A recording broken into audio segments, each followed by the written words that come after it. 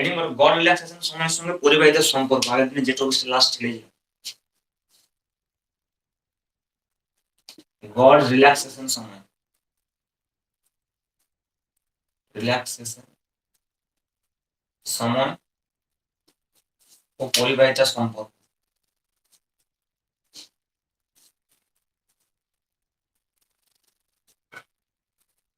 ও পরিবাহিত সম্পর্ক সিগমার সঙ্গে টাউ। ওকে, তাতে আগের দিন আমরা লাস্ট যেটা পড়েছিলাম, তাহলে অনুপ্রবাহ বেগের সঙ্গে রিল্যাক্সেশন সময়ের সম্পর্ক থেকে পাই। অনুপ্রবাহ বেগের সঙ্গে রিল্যাক্সেশন সময়ের সম্পর্ক থেকে পাই কি ছিল বলতো? V D equal to E by M into tau, বা বলতে পারি যে V D equal to E tau by M into E. এটা ইকুয়েশন এক। আবার যেহেতু V D equal to mu E, তাহলে এখান থেকে আমরা পেয়েছিলাম যে মিউ ইকুয়াল টু হচ্ছে E tau by M, mu equal to E tau by M, equation 3। এখানে যার একটা সম্পর্ক পাচ্ছিলাম সেটা হচ্ছে যে পরিবাহিতা কি ছিল সিগমা, পরিবাহিতা সিগমা ইকুয়াল টু ছিল, মনে করে দেখ, N E mu. Sigma equal two ছিল এন ই মিউ। তাহলে এই মিউ জায়গায় এটা বসিয়ে দিই, এটা হবে এন। তাহলে কত হবে? Equal to n e into e tau by n. তাহলে হচ্ছে n square tau by n. তাহলে এটা সিগমার সঙ্গে টাউ এর রিলেশন। গড় রিল্যাক্সেশন সঙ্গে টাউ বাস, পরিবাহিতা মানে কি সিগমা, তাহলে সিগমার সঙ্গে টাউ এর সম্পর্ক। তাহলে কত হচ্ছে? Sigma equal to n square tau by n. এটা হচ্ছে সিগমার সঙ্গে টাউ এর রিলেশন, ঠিক আছে? তো কখনো কখনো এখান থেকে কোশ্চেন আসতে পারে, অঙ্কটা আসতে পারে, ঠিক আছে?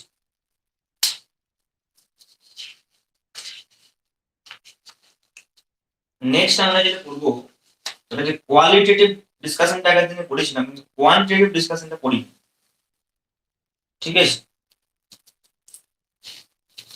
আচ্ছা, তার আগে একটা বিষয় লিখে নে একটু, হেডিং কর পরিবাহী, অর্ধ পরিবাহী এবং অতি পরিবাহী।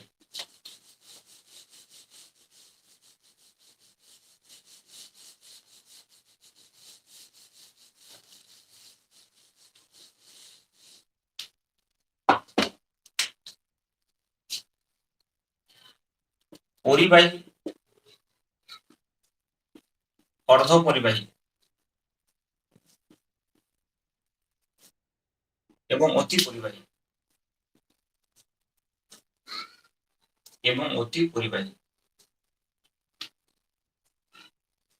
ঠিক আছে? কি করবো এদের জন্য? উষ্ণতার উপর রোধের কি প্রভাব, উষ্ণতার সঙ্গে রোধ বা রোধাঙ্কের পরিবর্তন, আমি বলতে পারি উষ্ণতার সঙ্গে রোধাঙ্কের পরিবর্তন, রোধ এবং রোধাঙ্কের পরিবর্তন।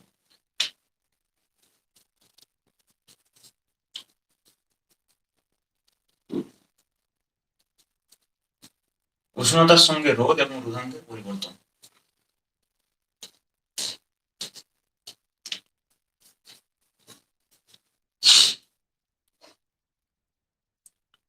উষ্ণতার সঙ্গে পরিবাহী, অর্ধ পরিবাহী এবং রোধাঙ্ক কিভাবে, রোধাঙ্কের সঙ্গে পরিবাহী, উষ্ণতার সঙ্গে পরিবাহী, অর্ধ পরিবাহী এবং অতি পরিবাহী কিভাবে ডিপেন্ড করে সেগুলো বলি।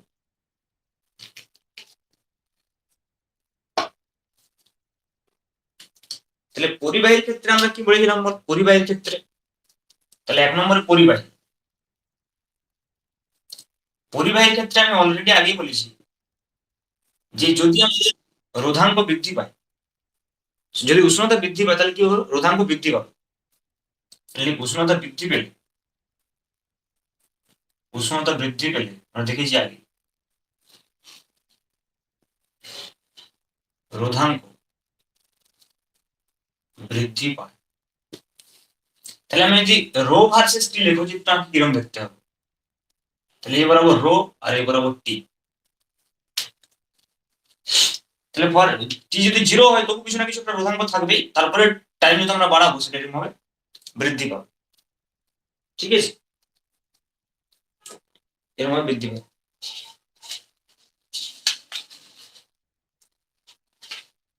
ওকে, এটা হচ্ছে পরিবাহী। এবার যদি আমি অর্ধ পরিবাহী বলি, অর্ধ পরিবাহী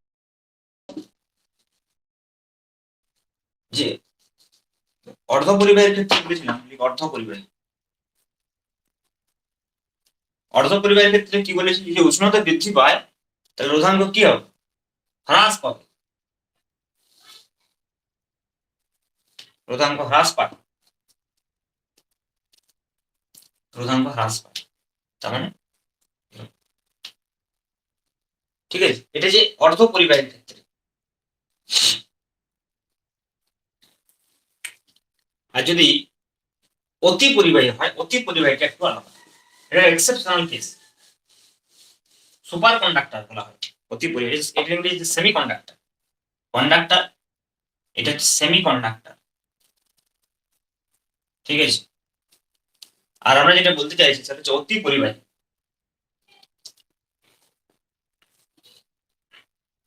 অতি পরিবাহী, ঠিক আছে, মানে হচ্ছে যে সুপার কন্ডাক্টর, সুপার এদের ক্ষেত্রে কি হয় দেখ সাধারণভাবে, এটা হচ্ছে যে উষ্ণতা বাড়ালে রোধ বৃদ্ধি পায়, যেমন এর ক্ষেত্রে হচ্ছে পরিবাহীর ক্ষেত্রে সেম হয়, কিন্তু মনে কর এ বরাবর রো আর এ বরাবর টি আছে, তো আমরা পরিবাহীর ক্ষেত্রে গ্রাফটা কেমন কিরকম দেখেছি, পরিবাহীর ক্ষেত্রে গ্রাফটা এরকম ছিল, এইটার ক্ষেত্রেও গ্রাফটা এরকমই হবে, কিন্তু টি ইকুয়াল টু 0 তে নয়। এর গ্রাফটা একটা পার্টিকুলার টাইপ, একটা পার্টিকুলার টেম্পারেচারের পর থেকে শুরু। হ্যাঁ হ্যাঁ, ক্রিটিক্যাল টেম্পারেচার বলা হয় এটা। এটাতে কি হয়, ক্রিটিক্যাল টেম্পারেচারে হঠাৎ করে রেজিস্ট্যান্স 0 হয়ে যাবে। যদি আমি এটা টেম্পারেচারটা কমায় থাকি তাহলে রেজিস্ট্যান্সটা কমবে, টেম্পারেচার বাড়লে রেজিস্ট্যান্সটা বাড়বে, কিন্তু সেটা ক্রিটিক্যাল টেম্পারেচারের পর। তো এইটাকে আমরা টিসি বলি, ক্রিটিক্যাল টেম্পারেচারের। মানে এটা কি হচ্ছে, অতি পরিবাহী মানে কি, হঠাৎ করে পরিবাহিতা প্রচুর বেড়ে যাবে। তার মানে আমি টেম্পারেচার কমাতে কমাতে একটা যদি পার্টিকুলার টেম্পারেচারে নিয়ে আসি, বিভিন্ন পদার্থের ক্ষেত্রে বিভিন্ন অতি পরিবাহী পদার্থের ক্ষেত্রে এটা বিভিন্ন হয়। যেমন পারদের ক্ষেত্রে এই ভ্যালুটা হয় 4.2 কেলভিন, ফর Hg এই ভ্যালুটা হয় 4.2 কেলভিন। তো কি হবে, যদি আমি টেম্পারেচারটা কমাতে থাকি হঠাৎ করে রেজিস্ট্যান্স 0 হয়ে যাবে। রেজিস্ট্যান্স 0 মানে কি, কোনো বাধা নেই, তার মানে কি হঠাৎ করে পরিবাহী প্রচুর হয়ে যাবে, প্রচুর পরিমাণে কন্ডাকশন, তাই এটাকে অতি পরিবাহী বলা হচ্ছে, সুপার কন্ডাক্টর। তো এই গ্রাফগুলো একটা খেয়াল রাখবি, এই গ্রাফগুলো অনেক সময় জিজ্ঞেস করে। ঠিক আছে,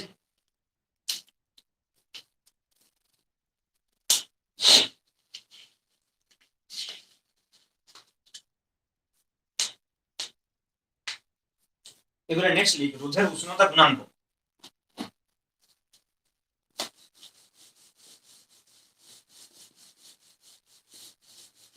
রোধের উষ্ণতা গুণাঙ্ক,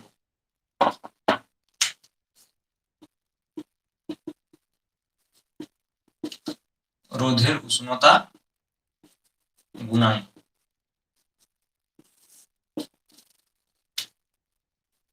ধরা যাক 0 ডিগ্রি সেন্টিগ্রেড তাপমাত্রায় রোধ R0 ধরে নিলাম আমরা।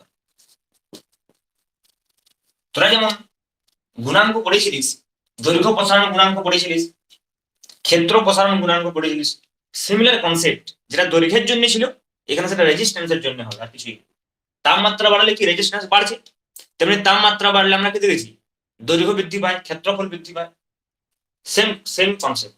তাহলে 0 ডিগ্রি সেন্টিগ্রেড তাপমাত্রার রোধ যদি R0 হয় মনে কর, আর টি ডিগ্রি সেন্টিগ্রেড তাপমাত্রার রোধ যদি হয় আর, আর যদি আমি বলি যে রোধের উষ্ণতার গুণাঙ্ক সমান আলফা ধরে নিলাম, মনে কর রোধের উষ্ণতা গুণাঙ্ক ইকুয়াল টু আলফা, তাহলে বল আর এবং R0 এর মধ্যে কিরকম রিলেশন হবে মনে আছে, আর ইকুয়াল টু হবে দেখ R0 ইনটু 1 প্লাস আলফা টি, সেই রিলেশনটা একবার মনে কর, এল সমান ছিল কত, এরকম ছিল না, এল সমান L0 ইন্টু 1 প্লাস আলফা টি, ভেবে দেখ, ভি সমান V0 ইন্টু 1 প্লাস আলফা টি। সেই রিলেশনটাই আমরা সেই কনসেপ্টে ইউজ করছি জাস্ট। তাহলে R equal to R0 into 1 plus alpha T. তো এইখান থেকে তুই আলফাটা আলাদাভাবে লিখতে পারিস, তাহলে 1 প্লাস আলফা টি কত হবে, 1 প্লাস আলফা টি হয়ে যাবে আর ডিভাইড বাই R0, তাহলে আলফা টি হয়ে যাবে আর বাই R0 মাইনাস 1। তার মানে হয়ে যাচ্ছে আলফা ইকুয়াল টু হচ্ছে দেখ R minus R0 divide by R0 T. দেখ আলফার ডেফিনেশন পড়েছিল এরকম ভাবে, মনে পড়েছে, আলফা ইকুয়াল টু পড়েছিলাম আমরা L minus L0 divide by L0 t. টিটার জায়গায় অনেক সময় আমরা T2 মাইনাস T1 লিখেছি। যে কোনো কোয়ান্টিটি যদি টেম্পারেচারের সঙ্গে সমহারে বৃদ্ধি পায় তাহলে আমরা এই রিলেশনটা পাবো, যে কোনো কোয়ান্টিটি, যেখানে আলফাটা হচ্ছে ওর কোএফিসিয়েন্ট, ওখানে ছিল দৈর্ঘ্য প্রসারণ গুণাঙ্ক, এখানে রোধের উষ্ণতা গুণাঙ্ক আলফা। তো এটা খুব ইম্পর্টেন্ট, রোধের উষ্ণতা গুণাঙ্ক এবং আর এর সঙ্গে যে টি এর সম্পর্ক। অ্যাকচুয়ালি এটা আমরা ফার্স্ট পাওয়ার পর্যন্ত নিয়েছি। দেখ যদি আমাকে আর ভার্সেস টি লেখচিত্র আঁকতে দেয়, এখান পর্যন্ত হয়েছে নিশ্চয়ই। এবার দেখ যদি আমাকে মনে কর আর ভার্সেস টি লেখচিত্র আঁকতে দেয়, খুব ইন্টারেস্টিং ব্যাপারটা। তাহলে y equal to mx plus c দেখে বোঝাচ্ছে, দেখ আর ভার্সেস টি লেখচিত্র এরকম হবে, y equal to mx plus c alpha t r0 plus r0 alpha t. আবার দেখ আমরা রো ভার্সেস টি যে লেখচিত্রটা লিখেছি না, এটাও তাই বোঝাচ্ছে তাপমাত্রা বাড়লে রোধ বৃদ্ধি পাচ্ছে। আবার রো ভার্সেস টি লেখচিত্রটা আমরা এমনি লিখেছি, এটাও বোঝাচ্ছে সেম। কিন্তু দেখ এটা কি, এই গ্রাফটা কি কার্ভ আছে, এটা স্ট্রেট লাইন আছে, ঠিক আছে। যদিও ব্যাপারটা দেখ টেম্পারেচার বাড়লে রোধাঙ্ক বৃদ্ধি পাচ্ছে, আবার টেম্পারেচার বাড়লে রোধও বৃদ্ধি পাচ্ছে, কিন্তু বৃদ্ধি পাওয়ার প্রক্রিয়াটা একটু আলাদা। আসলে ব্যাপারটা হচ্ছে এই দুটো গ্রাফে ঠিক ইকুয়ালি কারেক্ট, আবার ইকুয়ালি রং। তার কারণ হচ্ছে দেখ এইটা আমরা যেটা নিয়েছি এটা ফার্স্ট পাওয়ার অফ টি পর্যন্ত নিয়েছি। অ্যাকচুয়ালি এই জেনারেল রিলেশন যেটা হয় সেটা একটা টি এর পাওয়ারের একটা ইকুয়েশন আসবে। দেখ অ্যাকচুয়ালি যেটা হবে রিলেশনটা, মেন রিলেশনটা, সেটা হচ্ছে R into R0 into 1 plus alpha T plus alpha T square plus alpha T cube plus dot dot. বা এগুলো আলফা না থাকতে পারে, এটা এ টি মনে করে লিখলাম, এটা বি টি স্কোয়ার, হ্যাঁ এটা সি টি কিউ, এরকম এটা হচ্ছে অ্যাকচুয়াল রিলেশন। কিন্তু আমরা যদি ফার্স্ট পাওয়ার পর্যন্ত নিই অ্যাপ্রক্সিমেটলি, তাহলে এটা পাবো, তখন আমরা স্ট্রেট লাইন দেখাতে পারি। যদি এইখান পর্যন্ত নিই তখন আমাদের কি হচ্ছে, এটা দ্বিঘাত সমীকরণ মানে কি, সেটা অধিবৃত্তাকার বা দ্বিঘাত সমীকরণের সঙ্গে হতে পারে। বাট বুঝতে পারছিস এই যে এ বি সি কনস্ট্যান্ট গুলো খুব ক্ষুদ্র হওয়ার জন্য টি স্কোয়ার টি কিউব এই পদগুলো নেওয়ার দরকার হচ্ছে, এখানে পর্যন্ত পদটা নিলে হচ্ছে। সিমিলারলি রেজিস্ট্যান্সের রোধাঙ্কের ক্ষেত্রেও তাই, সেম বিষয়, রোধাঙ্কের ক্ষেত্রেও তাই। হ্যাঁ রো ইজ ইকুয়াল টু, এখানে আমি রোধাঙ্কের ক্ষেত্রে আমি লিখতে পারি rho is equal to ρ0 into 1 plus A T plus B T square plus C T cube plus dot dot লিখতে পারি সেম। এখন যদি আমি এই রিলেশনটাকে সত্যি ধরে নিই যে R is equal to r0 plus r0 into 1 plus alpha T, এই রিলেশনটাকে যদি আমি ধরে এগোই রেজিস্ট্যান্স, তাহলে এখান থেকে আমি রোধাঙ্কের রিলেশনটা কিরকম পাবো। আমি ধরে নিলাম যে এক ঘাত পাওয়ার পর্যন্তই নিচ্ছি, তাহলে সেক্ষেত্রে আমি রোধাঙ্কটা কিরকম পাবো। তাহলে এই টপিকটার মধ্যেই লিখ আবার যেহেতু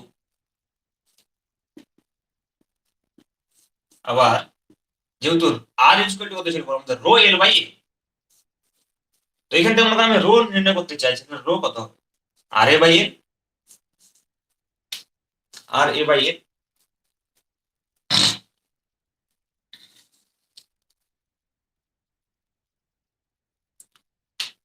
ঠিক আছে তো, এবার দেখ যদি মনে করেন এমন হয় যে টেম্পারেচার যখন আমি ইনক্রিজ করছি, টেম্পারেচার ইনক্রিজ করার ফলে কি হবে, রেজিস্ট্যান্স ইনক্রিজ হবে, তার মানে রো ইনক্রিজ হবে, রো প্রপোর্শনাল টু আর, দেখিস রো প্রপোর্শনাল টু আর। তাহলে সেম এক্সপ্রেশনও পাওয়া যেতে পারে। কিন্তু ব্যাপার হচ্ছে যদি মনে কর টেম্পারেচারের জন্য আমার এই এরিয়া, ক্রস সেকশনাল এরিয়া এবং লেন্থ এই দুটো যদি মনে কর চেঞ্জ হয়, তখন আমার কিন্তু রো এর এক্সপ্রেশনটা একটু চেঞ্জ হয়ে যাবে। যদি আমার এগুলো নেগলিজেবল না হয়, সাধারণত কি একটা সার্টেন টেম্পারেচারের জন্য রেজিস্ট্যান্সের যা চেঞ্জ হবে সেই তুলনায় দৈর্ঘ্য আর প্রস্থের ক্ষেত্রফলের চেঞ্জ অনেক কম হবে, যেটাকে আমরা অনেক সময় নেগলেক্ট করে দিতে পারি। কিন্তু যদি নেগলেক্ট না করা হয় তাহলে কেমন রিলেশনটা আসবে দেখ। যদি নেগলেক্ট করে দেওয়া হয় তাহলে রো প্রপোর্শনাল টু আর, টেম্পারেচারের জন্য, টেম্পারেচারের চেঞ্জের জন্য এ আর এল এর তো কোনো এফেক্ট পড়ছে না। কিন্তু ইন জেনারেল কেমন হওয়া উচিত যে আর ইকুয়াল টু কত হওয়া উচিত, তাহলে R zero into one plus alpha T, change করলে ভেবে দেখ। এ কেমন হওয়া উচিত, এ হওয়া উচিত A zero into beta T, মনে পড়ছে ক্ষেত্র প্রসারণ গুণাঙ্ক, তাহলে এ হওয়া উচিত A zero into one plus beta T, আর এল হওয়া উচিত L zero into one plus alpha T. কিন্তু এটা আলফা না লিখে আমি আলফা ড্যাশ লিখছি।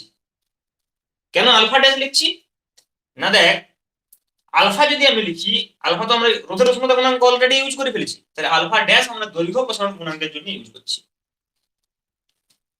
এই আলফা এই আলফার মধ্যে ডিফারেন্স আছে, এই আলফাটা হচ্ছে রোধের উষ্ণতা গুণাঙ্ক, আর এই আলফা ড্যাশ হচ্ছে কি, আলফা ড্যাশ হচ্ছে দৈর্ঘ্য প্রসারণ গুণাঙ্ক। আমরা একটা রিলেশন পড়েছিলাম beta is equal to 2 alpha, মনে করে দেখ।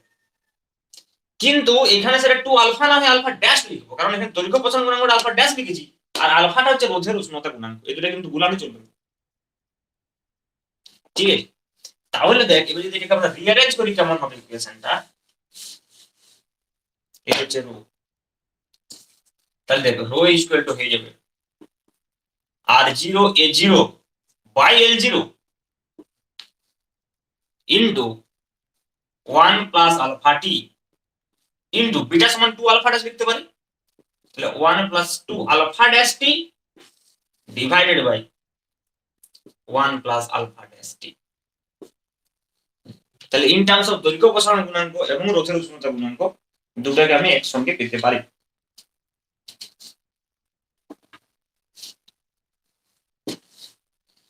এবার দেখ এই যে R zero A zero by L zero, এটা আমরা রো জিরো লিখতে পারি। ঠিক আছে, আর এ বাই এল যদি রো হয় তাহলে R zero A zero by L zero কি হবে, রো জিরো। এবার দেখ আমরা বাইনোমিয়াল এক্সপেনশন হিসাবে কি জানি যে 1 প্লাস এক্স, দেখ টু দি পাওয়ার যদি মাইনাস 1 থাকে তাহলে সেটা 1 মাইনাস এক্স লিখতে পারি। তাহলে এখানে আমি এটাকে 1 প্লাস আলফা ড্যাশ টি এটা উপরে এনে চলে যেতে পারি, তাহলে 1 plus alpha T into 1 plus alpha dash T to the power minus 1 into 1 plus 2 alpha dash টি।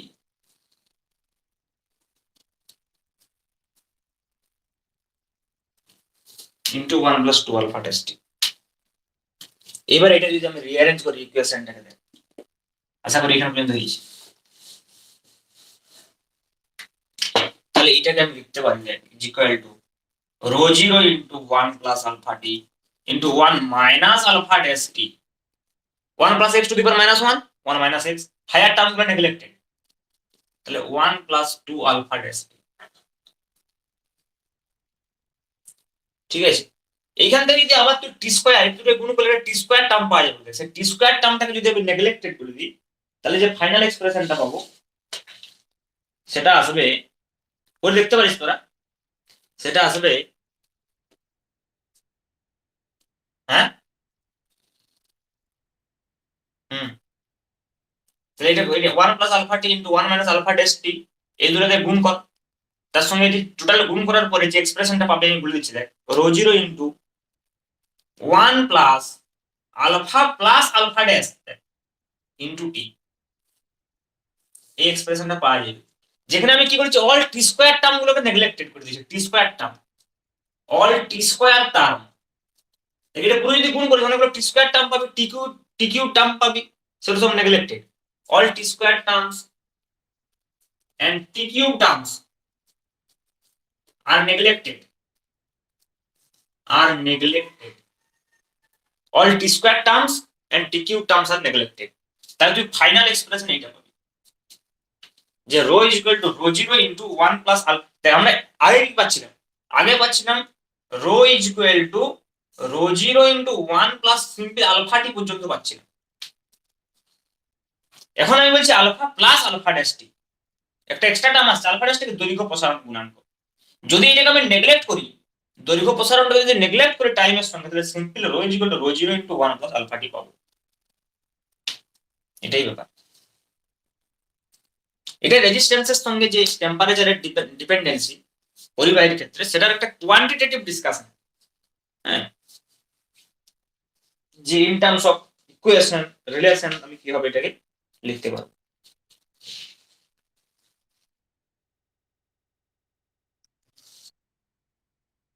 হ্যাঁ, এটা থেকে সরলরেখা হবে যদি আমি ফার্স্ট টার্ম পর্যন্ত ধরি, এটাই তো বললাম। ফার্স্ট টার্ম যদি আমি এই পাওয়ারগুলো যদি সব নেগলেক্ট করি, তাহলে সরলরেখা হবে।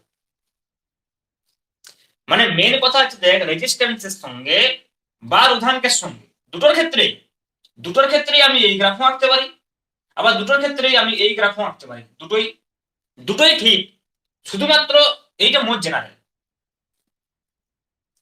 এটা মোট জেনারেল। ঠিক আছে, এইটা হচ্ছে স্পেশাল, যখন শুধুমাত্র টেম্পারেচারের এক ঘাতের সঙ্গে সমানুপাতিক। কিন্তু মোস্ট ইম্পর্টেন্ট থিং যেটা দুটোই যেটা বোঝাচ্ছে সেটা হচ্ছে যে টেম্পারেচার যদি আমার বাড়ানো হয় তাহলে রেজিস্ট্যান্স বাড়বে বা রোধাঙ্ক বাড়বে, দুটোই বাড়া উচিত। ঠিক আছে, যদি কোশ্চেন পরীক্ষায় শুধুমাত্র গ্রাফ আঁকতে দেয়, তাহলে তো দুটোই এঁকে দেওয়া উচিত দুভাবে লিখে। আর যদি এমসিকিউ অপশন হয় তাহলে তুই অপশন দেখে বুঝতে পারবি, কিন্তু এমসিকিউ অপশনে দুটো একসঙ্গে থাকবে না কখনোই। যদি থাকে দুটো একসঙ্গে তাহলে বলা থাকবে যে টেম্পারেচারের উপরে ডিপেন্ডেন্সিটা কেমন, তুই সেটাকে দেখে বুঝতে পারবি। ঠিক আছে,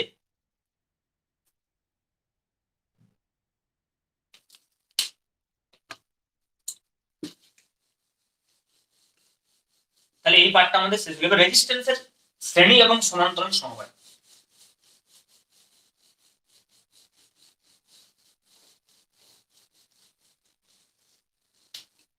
সেটি হলো রোধের শ্রেণী এবং সমান্তরাল সমবায়। পড়েছিস মাধ্যমিকে?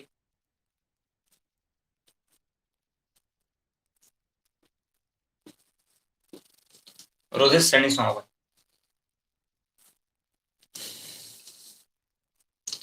তাহলে মনে কর তিনটা রেজিস্ট্যান্স আমি এইভাবে নিয়েছি, কিন্তু মনে প্রবলেম পড়ে, আমরা প্রবলেম গুলো আসবো আস্তে আস্তে।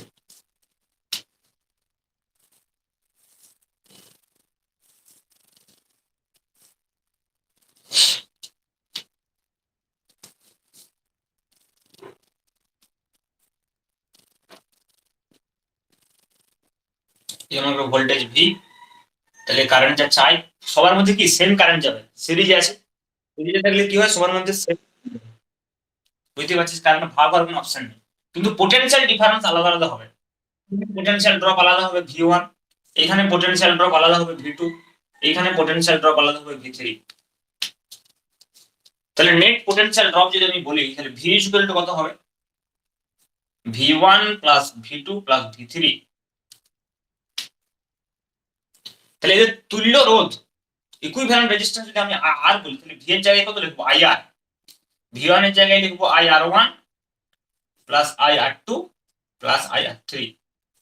তাহলে আমার এখান থেকে পাচ্ছি দেখ R is equal to R one plus R two plus R three. Simple ক্যাপাসিটারও করেছিলিস, জাস্ট ক্যাপাসিটারের থেকে উল্টোটা, সেম প্রক্রিয়া। এটা রেজিস্ট্যান্সের তুল্য রোধ। এবার যদি এন সংখ্যক থাকে তাহলে পরপর যোগ হবে, জানতে হবে। ঠিক আছে, সমান্তরাল সমবায়।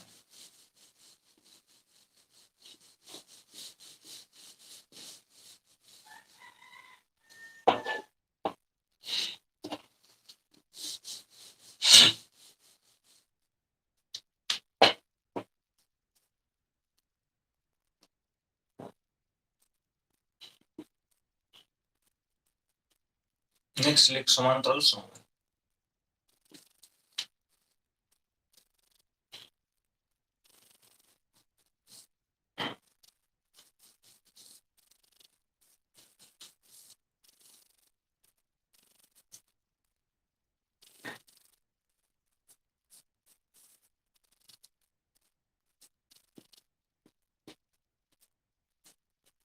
আর ওয়ান আর টু আর থ্রি, এখানে কারেন্টটা ভাগ হবে দেখ। তাহলে কারেন্ট এই দিকে একটা গেল আই ওয়ান, এদিকে গেল আই টু, এদিকে গেল আই থ্রি। তাহলে এখান থেকে আমরা বলতে পারি কি, I is equal to I one plus I two plus I three. I one এর জায়গায় লিখতে পারি V by R one plus V by R two, voltage হওয়ার কি পোটেনশিয়াল ডিফারেন্স বোথ সাইড রে কি দেয়, plus V by R three, this is I, আর আই মানে ভি বাই আর লিখতে পারি, ভি বাই আর, আই মানে লিখে দিলাম ভি বাই আর। তাহলে এখান থেকে ভি কেটে গেলে কত হবে, 1 by R is equal to 1 by R one plus 1 by R two plus 1 by R three.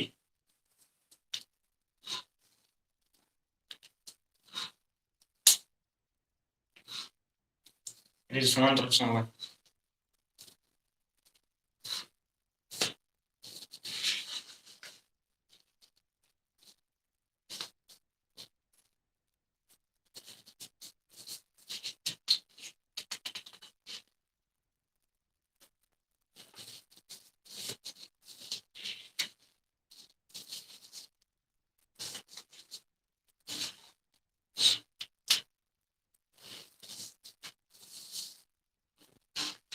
হয়েছে?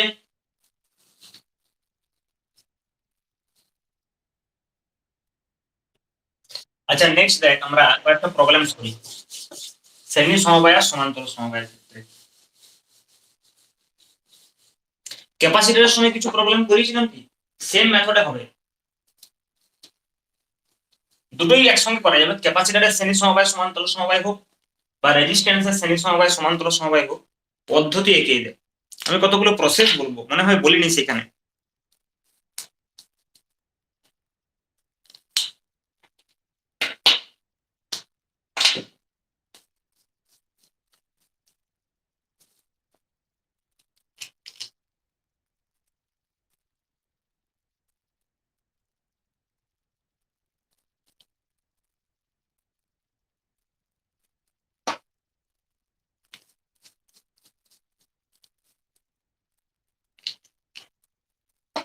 হেডিং কর method of same potential.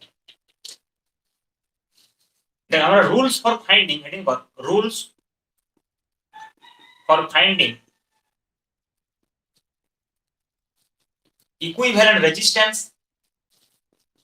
equivalent resistance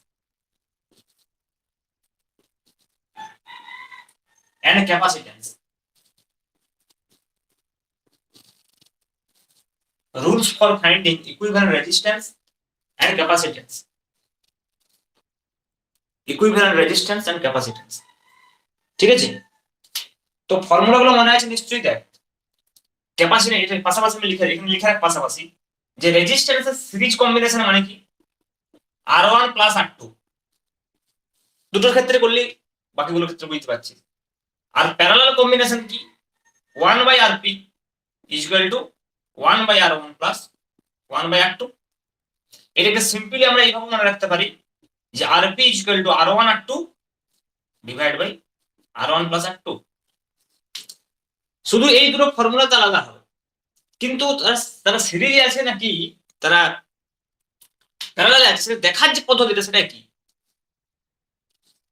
তেমনি সি যদি সিরিজে হয় তাহলে জানিস 1 by C S is equal to, আমি লিখতে পারি 1 বাই সি1 প্লাস 1 বাই সি2, আর simply C S is equal to series combination সি1 প্লাস সি2। এবং যদি প্যারালালে হয় তাহলে C parallel is equal to সি1 প্লাস সি2। এগুলো কিন্তু ইউজ হয়। যদি দুটো থাকে, দুটোর ক্ষেত্রে করলে আমরা ডাইরেক্ট এইটা ইউজ করে দেবো বা এইটা ইউজ করে দেবো। আর এর সংখ্যক হলে এরকম ভাবে করবো 1 বাই সি, 1 বাই সি1, 1 বাই সি2, 1 বাই সি3 যদি বেশি থাকে। ঠিক আছে, তাহলে এই ফর্মুলাগুলো ইউজ করবো, এর লিখা এক জায়গায় আমি মনে করে দিলাম। এবার রুল নাম্বার 1 বা মেথড 1 আমি বলতে পারি, কোনখানে কোন মেথডটা কাজে লাগাবে সেটা আগে থেকে বলা যাবে। তোকে কারণ ইকুইভ্যালেন্ট রেজিস্ট্যান্স এবং ইকুইভ্যালেন্ট ক্যাপাসিট্যান্স নির্ণয় করার বা সার্কিট অ্যানালিসিস করার প্রচুর পদ্ধতি আছে, শেষ নাই কোনো। বিভিন্ন লোকজন বিভিন্ন রকম পদ্ধতিতে করে। মেন কথা হচ্ছে তুই কতটা সহজে সার্কিটটা দেখে বুঝতে পারছিস যে রেজিস্ট্যান্স গুলো বা ক্যাপাসিটর গুলো সিরিজে আছে নাকি প্যারালালে আছে। ঠিক আছে, যেমন আমি যদি সিম্পল তোকে একটা এক্সাম্পল দিই, যে একটা ত্রিকোণমিতির অঙ্ক আমি পরপর করছি, আমি কোনখানে কোন অপারেশন করবো সেটা আমার ব্যাপার। আমি দেখে কি করে বুঝবো যোগভাগ প্রক্রিয়া করতে হবে নাকি সংযোজন প্রক্রিয়া করতে হবে সেটা আমার ব্যাপার। তাহলে তুই অঙ্কটা দেখে তোকে এটা বুঝতে হবে যে আমি কোন মেথডটা অ্যাপ্লাই করলে অঙ্কটা আমার সহজে হবে। তাই জন্য আমরা কতগুলো মেথড শিখছি, কতগুলো মেথড শেখার পরে তুই বুঝতে পেরে যাবি, ঠিক আছে, যে অ্যাকচুয়ালি কোনখানে কোন মেথডটা লাগানো উচিত। এবং যেগুলো খুবই সিম্পল প্রবলেম হয়, অন্তত যেই মেন নিট এক্সাম পর্যন্ত যে কোশ্চেন গুলো পড়ে, আমাদের ওয়েস্ট বেঙ্গলের তো সিলেবাসে এখান থেকে কোশ্চেন পড়েনি বললেই চলে, যেগুলো পড়ে মাধ্যমিকের কনসেপ্ট দিয়ে পারবে। কিন্তু ইকুইভ্যালেন্ট রেজিস্ট্যান্স থেকে যে প্রবলেম গুলো পড়ে কম্পিটিটিভ এক্সামে, সেখানে আমি যে ফার্স্ট মেথডটা করছি, মোস্ট অফ দ্য প্রবলেম এই ফার্স্ট মেথডটা দিয়ে হয়ে যায়। সেটা হচ্ছে method of same potential, method 1। এবং এই মেথডটা কি না, method of same potential, method of same potential.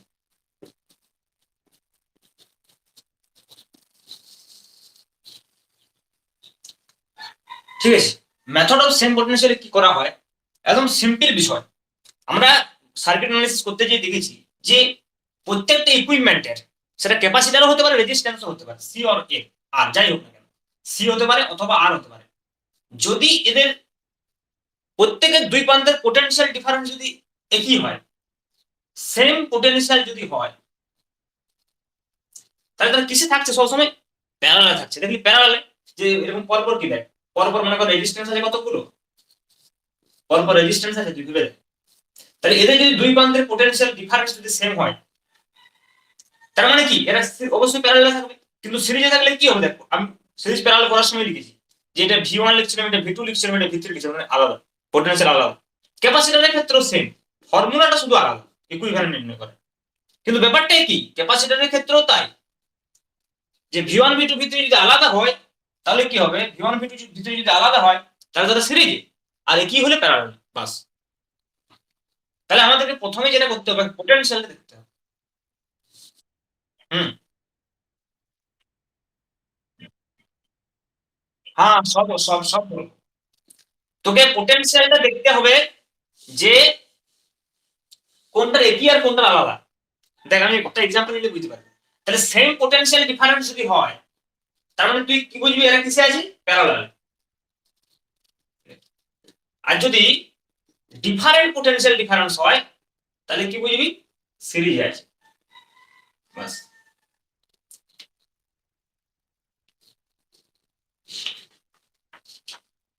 এবার একটা কোশ্চেন দিচ্ছে, তাহলে বুঝতে পারবি।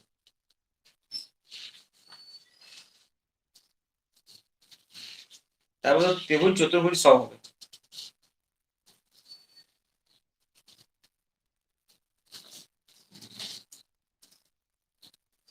আচ্ছা, সব থেকে একটা সিম্পল প্রবলেম যদি তোদের বইতে পাবি, মনে কর ক্যাপাসিটর দিতে পারে, রেজিস্ট্যান্স দিতে পারে, আমি দুটোই দিচ্ছি। তিনটা মনে কর ক্যাপাসিটর আছে,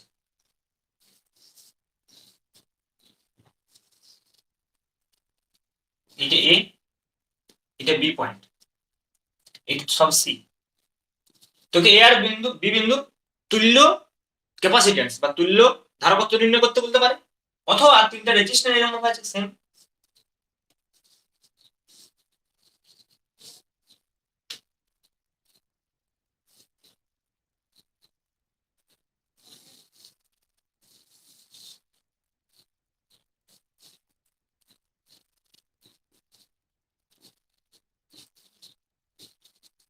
ইকুইভ্যালেন্ট রেজিস্ট্যান্স। তোকে যেটা করতে হবে, দেখ প্রথমে বলি, আমি শুনতে পাচ্ছিস, হ্যালো?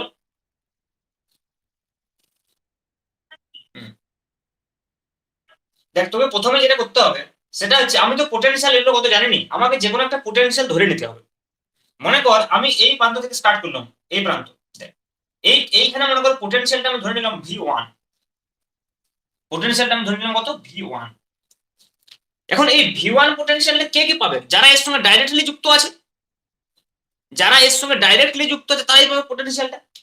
তাহলে এই পয়েন্টটার সঙ্গে ডাইরেক্ট যুক্ত আছে কোন পয়েন্টে, এই পয়েন্টটা, তার মানে এই পয়েন্টের পোটেনশিয়াল হয়ে যাবে V1। এর সঙ্গে ডাইরেক্ট যুক্ত আছে কে, এদিকে চলে যায়, এইখানে যুক্ত আছে দেখ, তাহলে এই পাবে V1, এইদিকে চলে যায়, এই পাবে V1। আর কি কেউ V1 পাবে, আর কেউ পাবে না, কারণ আর তো ডাইরেক্টলি যুক্ত নেই এই পয়েন্টটার সঙ্গে।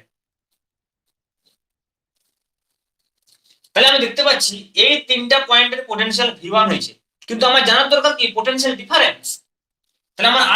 V1 V2 জানতে হবে।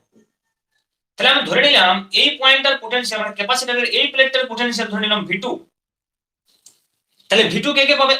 যে ডাইরেক্টলি যুক্ত আছে। আর কে পাবে? এর সঙ্গে ডাইরেক্টলি যুক্ত আছে আর কে দেয়? V2। আর কে ডাইরেক্টলি যুক্ত আছে? আর কেউ ডাইরেক্টলি যুক্ত নেই। এবং দেখ সবার পোটেনশিয়াল আমি পেয়ে গেছি দুই প্রান্তে, V1 V2 V2 V1 V1 V2। বুঝা গেল? তাহলে প্রত্যেকের পোটেনশিয়াল ডিফারেন্স কত? V2 minus V1, mod V2 minus V1। দেখ পোটেনশিয়াল ডিফারেন্স কত প্রত্যেকের? V2 minus V1। তার মানে কি সবাই সেম পোটেনশিয়াল ডিফারেন্সে আছে। তার মানে কি এরা কিসে আছে? প্যারালালে। তাহলে যদি প্যারালালে থাকে তাহলে ক্যাপাসিটরের ক্ষেত্রে প্যারালালে থাকলে নিয়ম কি? C plus C plus C যোগ। তার মানে এদের ইকুইভ্যালেন্ট ক্যাপাসিট্যান্স কত হবে? 3C। আর এটার ক্ষেত্রে কত হবে? ব্যাপারে কি আমি যদি প্রথমে এখানে V1 নি, V1 তাহলে কে V1 পাবে? এই পয়েন্টটা V1 পাবে, এর সঙ্গে যুক্ত আছে কে? এ V1 পাবে, এ V1 পাবে। আচ্ছা এবারে এইটা যদি V2 বলি তাহলে এর সঙ্গে যুক্ত আছে, এটা ডাইরেক্ট যুক্ত আছে V2 আর এর থেকে চলে যাবে এদিকে V2। তাই দেখ V1 V2 V2 V1 V1 V2। তার মানে রেজিস্ট্যান্স গুলো কিসে আছে? সেম প্যারালালে আছে। কিন্তু এখানে সূত্রটা আলাদা। সূত্রটা আলাদা। 1/r plus 1/r plus 1/r that is 3/r। তার মানে 1/r প্যারালাল সমান 3/r। তার মানে rp সমান r/3।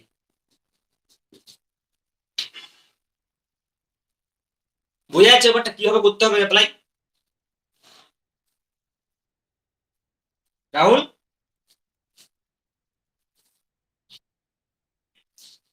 এইটাকে বলেছিলাম ক্যাপাসিটরের সময় না বলিনি? আচ্ছা আচ্ছা ঠিক আছে, নেক্সট তাহলে আরেকটা দিচ্ছি।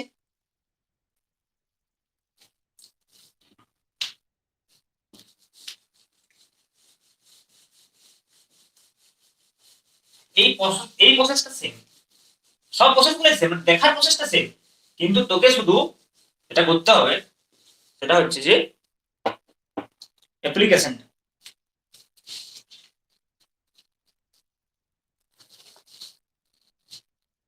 তাহলে আমি নেক্সট প্রসেসে চলে যাচ্ছি। প্রসেসটা বলেছিলাম বলছি আর প্র্যাকটিস করে নিবি তাহলে।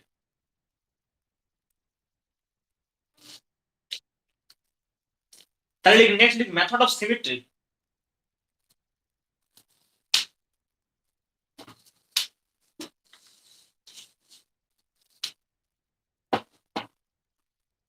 মেথড 2 লিখ মেথড অফ সিমেট্রি।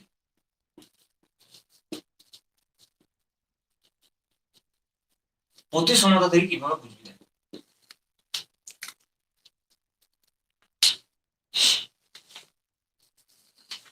আচ্ছা ইনফাইনাইট সিরিজের প্রবলেম গুলো করেছিলাম কি এখানে?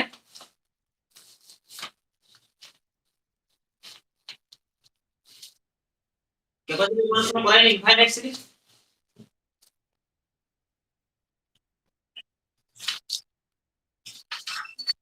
শুধু একটাই বলেছিলাম কি?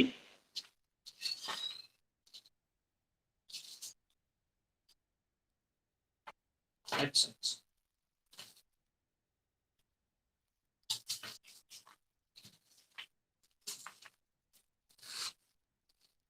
ঠিক আছে, আগে সিমেট্রিটা করি তারপর।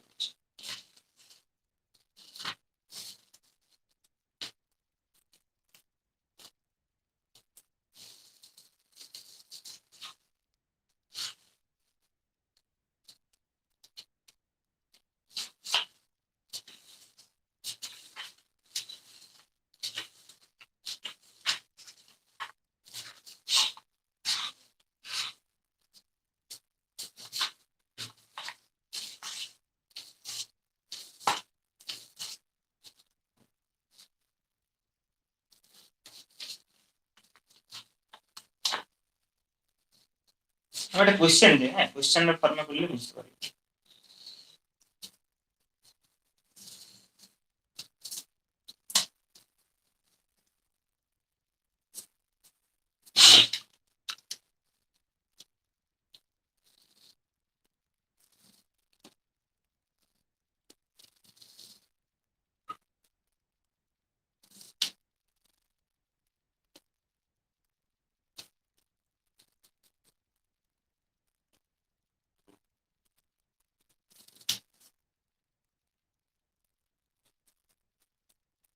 छोटा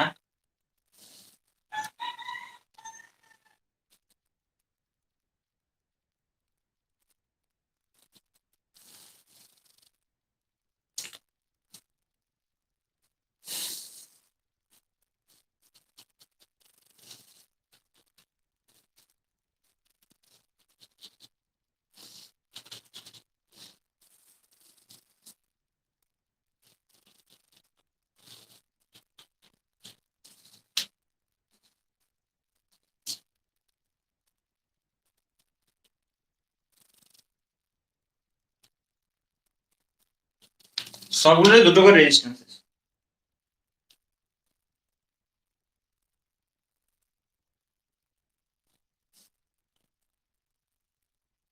টোটাল 12টা রেজিস্ট্যান্স হবে। হ্যাঁ, 1 2 3 4 5 6 7 আর 1 1 2 3 4 5 6 7 1 2 3 4 5 14টা আছে না?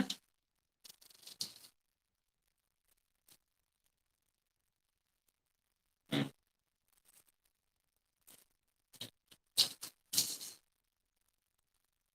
আচ্ছা আমি দুটো রেজিস্ট্যান্স বাড়তি দিয়েছি। হুম, এই রেজিস্ট্যান্সটা ছেড়ে দে, এইটা না। তো হয়ে গেছে আটা।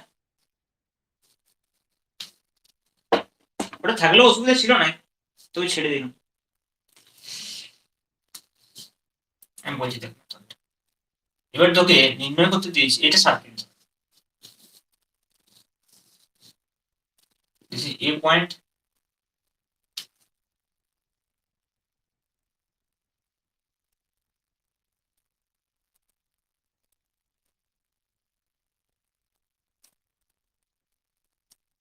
সার্কেলের ঠিকঠাক আঁকাটা হলো না, বুঝলাম না ওটা।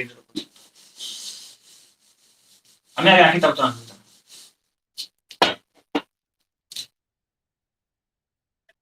হুম,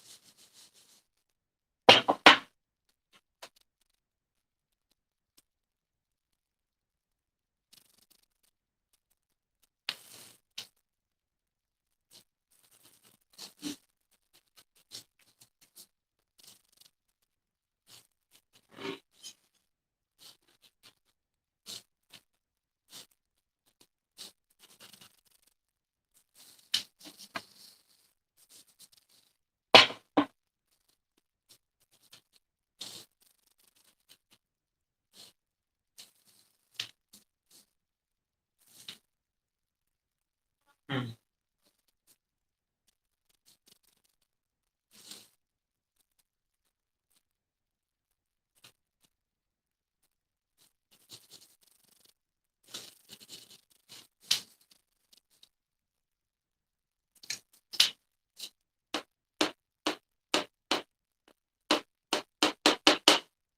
ঠিক আছে। এটাই 12টা রেজিস্ট্যান্স থাকে, ওই সবগুলোতে বাহুগুলোতে দুটো করে 4 দুগুণে 8টা আর মাঝে 4টা। এটা একটা এক্সাম্পল। তাহলে আমাকে মনে কর এ আর বি পয়েন্টের মধ্যে ইকুইভ্যালেন্ট রেজিস্ট্যান্স নির্ণয় করতে হবে। সব রেজিস্ট্যান্স সেম, হ্যাঁ, আর স্মল আর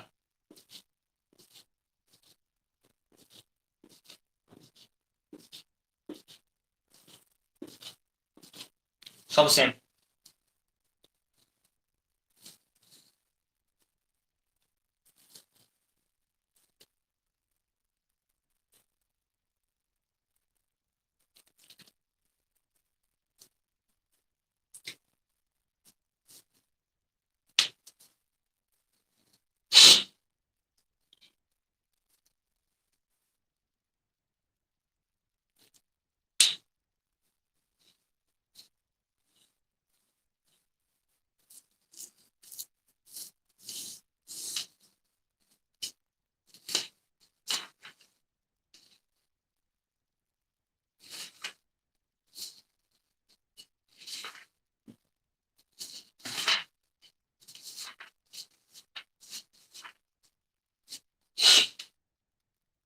হয়ে যায় রে।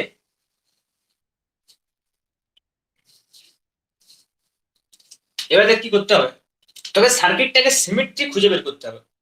কোন পয়েন্টের সাপেক্ষে এ বি, দেখ আমাকে রেজিস্ট্যান্স নির্ণয় করতে দিয়েছে এ আর বি পয়েন্টের সাপেক্ষে, কারণ ব্যাটারিটা এ আর বি পয়েন্টের সাপেক্ষে যুক্ত করা আছে। তার মানে তোকে এই দুটো পয়েন্টের সাপেক্ষে ইকুইভ্যালেন্ট রেজিস্ট্যান্স নির্ণয় করতে হবে। তাহলে যদি এটা হয়, যে যদি দেখি যে এ বি, দেখ এই লাইনটা যদি আমি আঁকি এ থেকে বি পর্যন্ত, তাহলে দেখ সার্কিটটার উপরের প্রান্তর নিচের প্রান্তর সিমেট্রি। দেখ সার্কিটের উপরের প্রান্তরে যেমন আছে, দেখ নিচের প্রান্তরও তেমন আছে। তখন এইটাকে আমি এবিটাকে লাইন অফ সিমেট্রি বলতে পারবো। এবিটা তখন কি, লাইন অফ সিমেট্রি। এবি হচ্ছে লাইন অফ সিমেট্রি।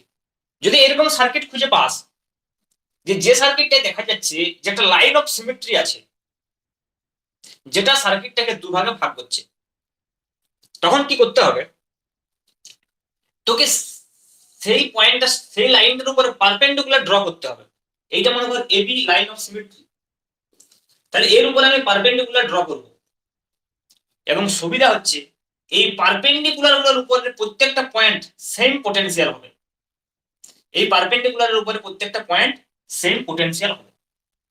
তাহলে মনে কর এখানে আমি যদি এর সঙ্গে পারপেন্ডিকুলার বলি, তাহলে এখানে এই দুটো পয়েন্ট সাপেক্ষে একটা পারপেন্ডিকুলার দুটো পয়েন্ট দিয়ে যাবে। আমি রেজিস্ট্যান্স গুলোকে মাঝখানে ভাগ করবো, রেজিস্ট্যান্স গুলোকে ছেড়ে করবো। তাছাড়া আর কোথায় পাবো বল, এইখানে দেখ পাবো। আর কোথায় পাবো, এইখানে পাবো। তাহলে আমি বলতে পারি এই 1 নম্বর পয়েন্ট, এটা 2 নম্বর পয়েন্ট হয়, তাহলে এরা সেম পোটেনশিয়াল। বি হবে কি, এই যদি বলি আমি 3 নম্বর 4 নম্বর, এটা 5 নম্বর, তা 3 4 5 একই পোটেনশিয়াল, আর 6 7 একই পোটেনশিয়াল, পোটেনশিয়াল সেম। যদি পোটেনশিয়াল সেম হয়, পোটেনশিয়াল ডিফারেন্স কিন্তু নয়, পোটেনশিয়াল সেম। যদি পোটেনশিয়াল সেম হয় তাহলে সুবিধা কি, না এই দুটো পয়েন্টকে আমি একটাই পয়েন্ট বলতে পারি। যদি দুটো পয়েন্টের পোটেনশিয়াল সেম হয়, তার মানে দুটো পয়েন্ট একটাই পয়েন্ট। তার মানে যেখানে আমাকে দেখ এতগুলো পয়েন্ট দেখাচ্ছে, আসলে সেটা কোটা পয়েন্ট। প্রথমে ইনিশিয়াল পয়েন্ট হচ্ছে যে এ, তারপরে সেকেন্ড পয়েন্ট হচ্ছে 1 আর 2, তারপরের পয়েন্ট হচ্ছে 3 4 আর 5, এগুলো একটাই পয়েন্ট আসলে। আর হচ্ছে 6 7 8 হচ্ছে বি। তাহলে আমি এ আর বি এর মধ্যে কতগুলো রেজিস্ট্যান্স আছে দেখবো।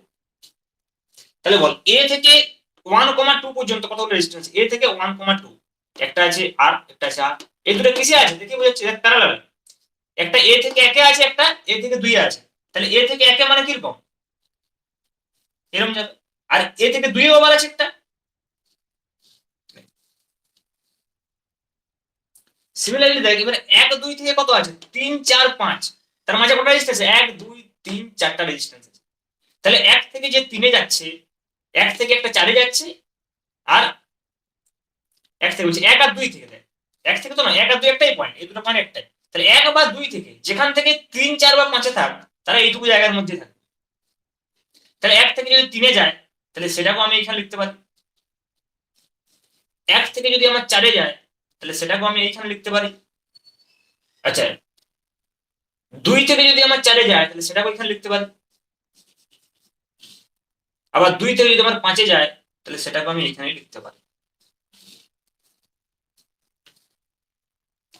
সিমিলারলি দেখ 3 4 5 থেকে যখন 6 7 এ যাচ্ছে, এখানে কত আছে, 1 2 3 4টা আছে।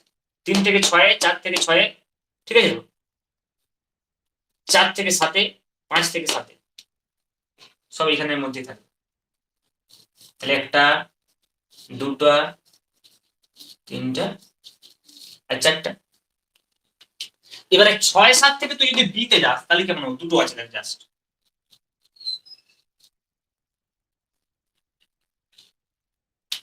হলো, তাহলে এগুলো কি সব আর।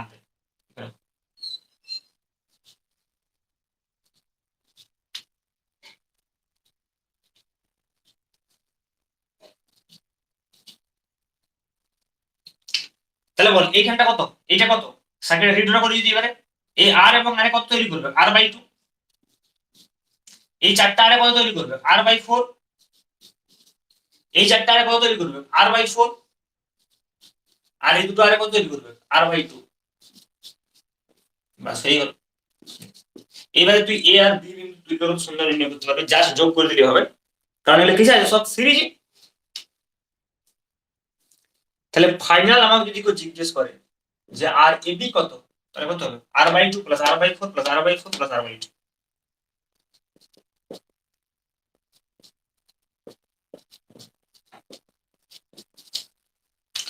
r/2 প্লাস r/2 মানে 4, r/4 plus r/2 4 plus r/2 মানে 3r/2 आंसर। ফাইনাল आंसर হবে 3r/2।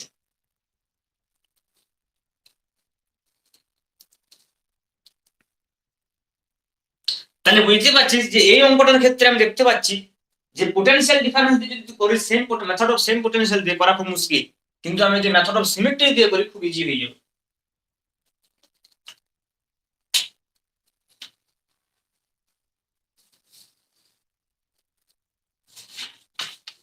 কিন্তু মেথড অফ সিমেট্রির ক্ষেত্রে যেটা মেন কন্ডিশন বা মেন যেটা ক্রাইটেরিয়া সেটা কি, একটা লাইন অফ সিমেট্রি থাকতে হবে তার সঙ্গে পারপেন্ডিকুলার।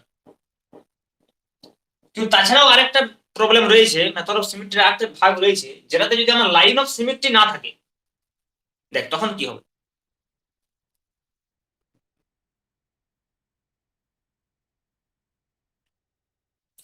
এই মানে কিভাবে হচ্ছে লিখ, তবে লিখ বলছে।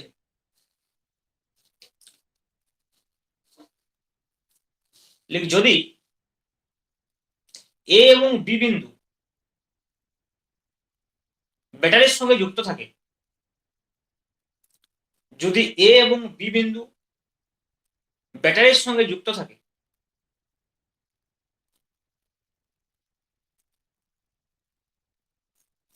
এবং এ বি প্রতিসাম্য রেখা হয়, যদি এ এবং বি বিন্দু ব্যাটারির সঙ্গে যুক্ত থাকে এবং এ বি প্রতিসাম্য রেখা হয়,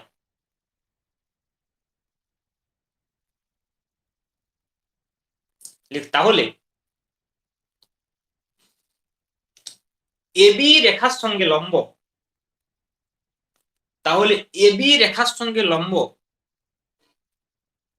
প্রতিটি বিন্দুর বিভব একই হবে।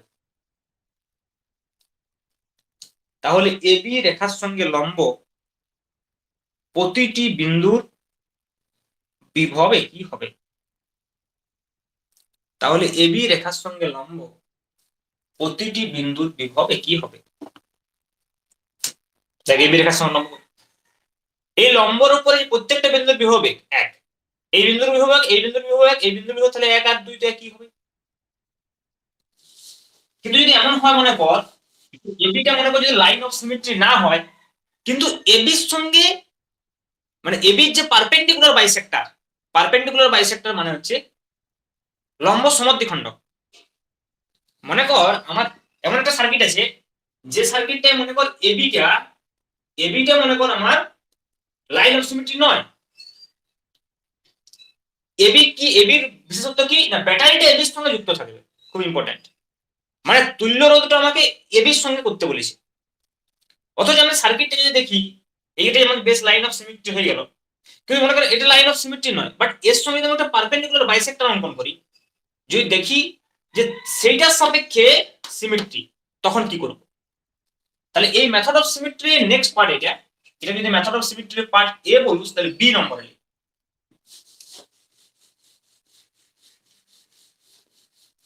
মেথড অফ সিমেট্রি যদি পার্ট এ হয় তাহলে পার্ট বিটাতে লিখ।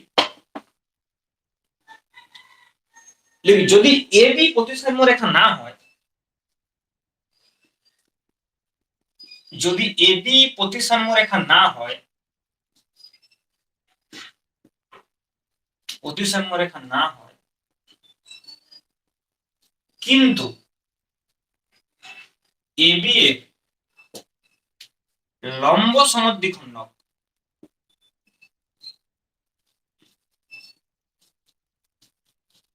প্রতিসাম্য রেখা হয়, প্রতিসাম্য রেখা হয়,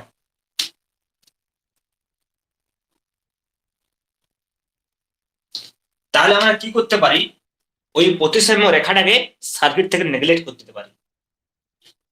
তাহলে এবি এর লম্ব সমদ্বিখণ্ডক সাপোজ সিডি প্রতিসাম্য রেখা হয়, তাহলে সিডি তারটিকে বর্তনী থেকে বাদ দেওয়া যাবে, বর্তনী থেকে বাদ দেওয়া যাবে। তাহলে সিডি তারটিকে বর্তনী থেকে বাদ দেওয়া যাবে।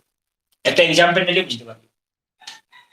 যদি এবি প্রতিসাম্য রেখা না হয় কিন্তু এবি এর লম্ব সমদ্বিখণ্ডক সিডি প্রতিসাম্য রেখা হয়, তাহলে সিডি তারটিকে বর্তনী থেকে বাদ দেওয়া যাবে।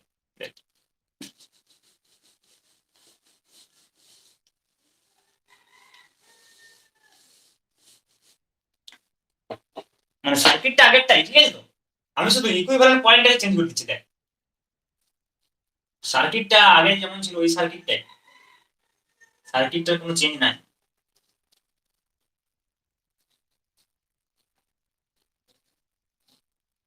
ঠিক আছে,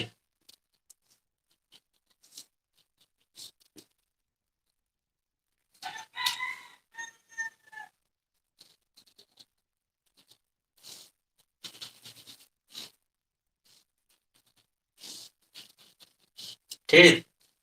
আচ্ছা দেখ একটু সিম্পল বিষয়টা সব আগে আমার এ বিন্দু ছিল, এটা ছিল এ আর এটা ছিল বি। বুঝলে দেখ আগের সার্কিটটাতে, তাহলে দেখ আমি এইটা বলতে পারছি না লাইন অফ সিমেট্রি। এই দিকটা এদিকটা সেম, তাই জন্য কি করছিলাম এর সঙ্গে পারপেন্ডিকুলার রেখেছিলাম। দেখ ওইটা ঘুরিয়ে দেখ, খাতাটা ঘুরাইলে বুঝতে পারবি দেখ এটা সেম ছিল। কিন্তু এখন আমি কি করতে চাইছি, আমি এই পয়েন্টটাকে এবি না দিয়ে আমি এবি বলে দিচ্ছি এই দুটো পয়েন্ট। তাহলে কি হবে, তার মানে ব্যাটারি এখানে যুক্ত আছে।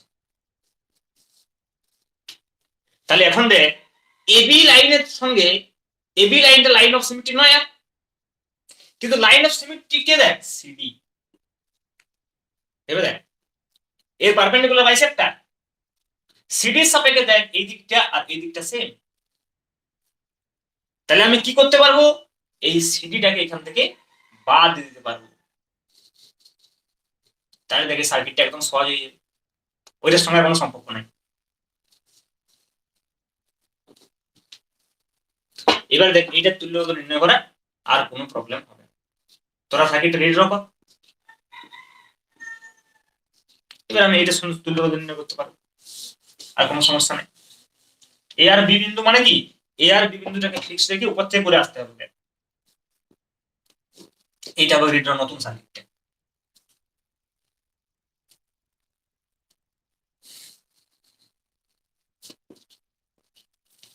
তাহলে কি হবে, এই দুটো প্রথম 1 2 3 4 এই চারটা কিসে আছে, তো রাখ সার্কিট টাক, তারপর আমি বলছি নেক্সট বলে বলি।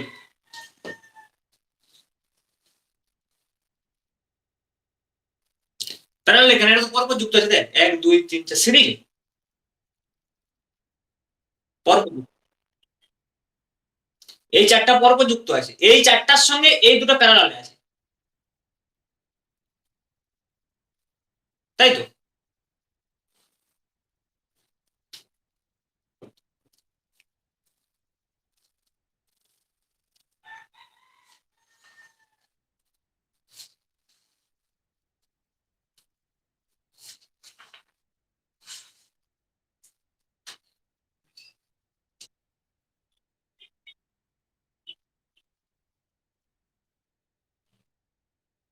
এই নিচেরটা আর এই দুটো সিরিজ আছে, কিন্তু আমি নিচের দিক থেকে করতে পারবো না, কারণ আমাকে এ আর বি বিন্দু তুল্য নির্ণয় করতে বলেছে। তার মানে এ আর বি বিন্দু যা আছে তার সঙ্গে উপর দিয়ে যত আছে সবগুলো রিলেশন দেখতে হবে। তুই যদি মনে করে এইটার সঙ্গে এইগুলোকে তুলনা করে দিস, তাহলে এই দিকের কোনো বিন্দু সাপেক্ষে বললে হতো, তাহলে আমাকে উপর থেকে করে করে আসতে হবে, লাস্টে এইখানে পর্যন্ত যা দাঁড়াবে তার সঙ্গে এই দুটোর করতে হবে।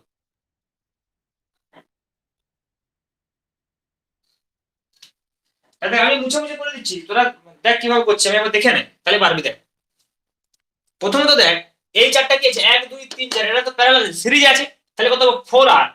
তাহলে দেখ আমি এই চারটাকে যদি মুছে দিই, তাহলে এর পরিবর্তে এখানে আমি একটা 4r বসাতে পারি। এবার দেখ, এবার দেখ এইটা 4r আছে, আর এই দুটোর নিজেদের মধ্যে কিন্তু 2r সিরিজ আছে। এবার দেখ, তাহলে এই 4r আর 2r কি আছে প্যারালালে, তাহলে এদের জন্য করতে হবে কত, 1/4r প্লাস 1/2r। তাহলে কত লসাগু, 4r লসাগু, তাহলে 1 প্লাস 2 নাকি, তাহলে 3/4r, তার মানে 4r/3। তার মানে এই দুটো মিলে কত তৈরি করেছে, 4r/3। তাহলে আমি এখন এই দুটোকে বাদ দিয়ে দিতে পারি, দিয়ে এখানে একটা 4r/3 বসাতে পারি।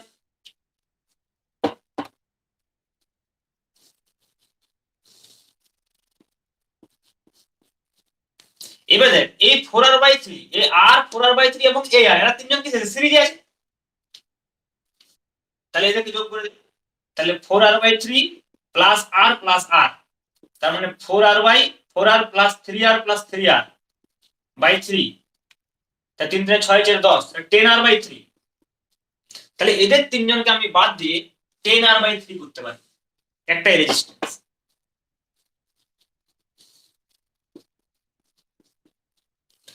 তাহলে এই 10r/3 সঙ্গে এই দুটো আর কিসে আছে, প্যারালাল আছে, এই দুটো আর নিজেদের মধ্যে সিরিজে, তাহলে আর 2r,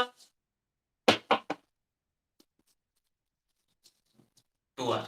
এবারে এই 10r/3 আর 2r প্যারালালে আছে, তাহলে ফাইনালে কি হবে, 1/r সমান হয়ে যাবে 1/2r প্লাস 3/10r।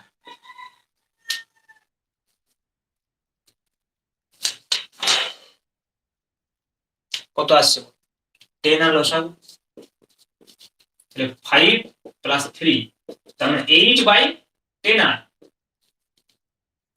তার মানে 4/5r, তার মানে r ইকুয়াল টু কত, 5r/4।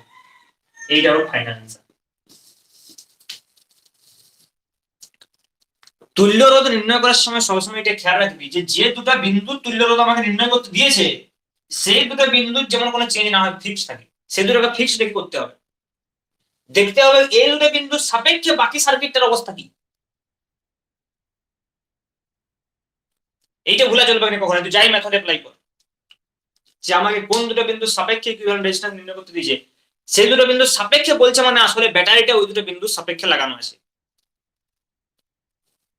এই ইকুইভ্যালেন্ট রেজিস্ট্যান্সটা আসলে যে ব্যাপারটা কি আরো ভালো করে বুঝবো যখন কেসিএল কেভিএল করবো, যে এই দুটো বিন্দু এত গুরুত্বপূর্ণ কেন। ওইখানে দেখবে এগুলো আরো করবো কেসিএল কেভিএল দিয়ে, অন্য পদ্ধতিতে করা যাবে।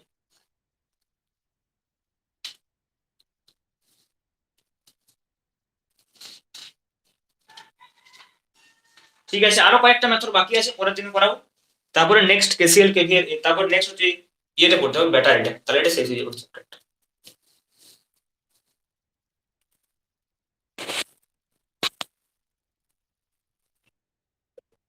কালকে, কালকে এরকম টাইম, এই 12টা থেকে করবো। হুম হুম হুম হুম।